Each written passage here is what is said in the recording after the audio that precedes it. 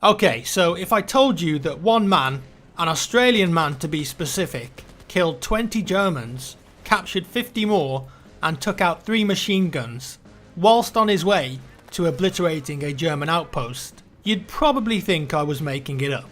But I'm not. Introducing Lawrence Dominic Fats McCarthy, a guy that I've aptly labelled as the World War I badass. Now, it may seem like his nickname, Fats, would be an insult, but I'm pretty sure that no one would want to mess with this guy, and he wasn't a particularly large man either. He was born in Western Australia but was orphaned at an early age and spent most of his youth growing up in an orphanage. And fighting amongst each other was part of his life there, as he needed to quickly learn how to hold his own against the older boys. German soldiers, though, fighting in World War I would soon find out just how honed his fighting skills had become. Before we get on to what happened, you need to know that, amazingly, he was initially rejected from the Australian forces due to a previous injury whilst working at a sawmill. He actually lost 3 fingers on his left hand. Despite this, he was eventually allowed into the military after proving he was a capable shooter, and he'd won lots of shooting competitions too. We're going to take a pause for a second.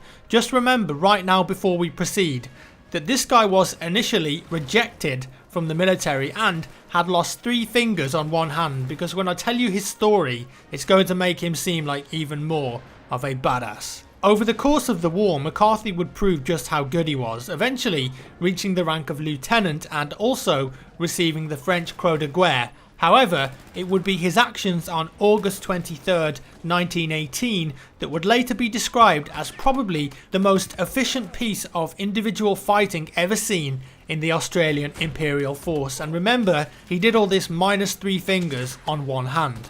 And on that day, McCarthy's battalion were engaging enemies near Madame Wood, east of Vermont de Veer in France, when they were targeted by German fire from trenched machine guns. Pretty dangerous and scary. McCarthy, thinking on his feet, was perturbed by this and decided, you know what, I'm really annoyed that I'm pinned down by that German trench over there. I'm going to go and fix that problem right now. And so, accompanied by 2 other soldiers, he ran across open territory to engage those positions. He ran so fast that one of the other men couldn't keep up with him, and unfortunately the other one died in the initial assault, leaving McCarthy on his own deep in enemy territory. Upon reaching the German positions, McCarthy jumped into an abandoned trench that was blocked off. This left him with a problem.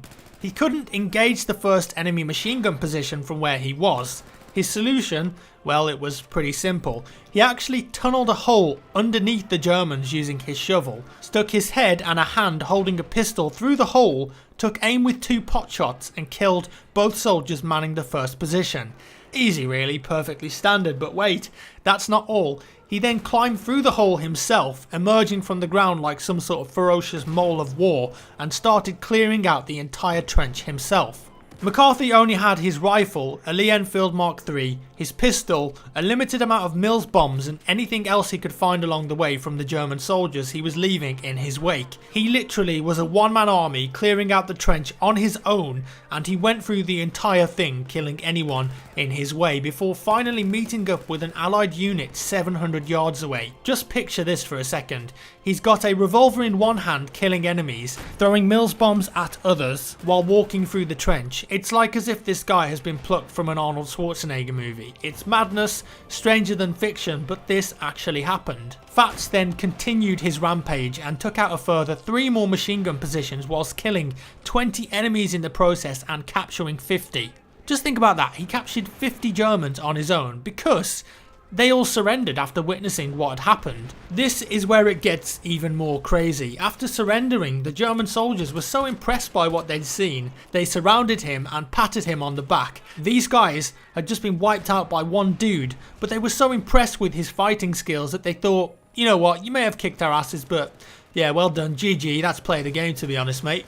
In all seriousness though, this was an incredible feat of courage and technical ability as a soldier. And Fats would actually go on to be awarded the Victoria Cross, but I think probably the biggest honour is having the respect of his opponents. If the Germans could have given him an award, they probably would have done. It's amazing to think that soldiers can be fighting against each other one minute and then the next they're recognising each other's feats of heroism. He was awarded his Victoria Cross by King George himself at Buckingham Palace in London before returning to Australia as a national hero, and he went on to live a full life until his passing in 1975 aged 83, a pretty good innings to be honest. Many brave soldiers have received the Victoria Cross, but have any been quite as recognised by the enemy or as badass as Dominic Fats McCarthy? So what do you think then? Will we see this man in Battlefield 1?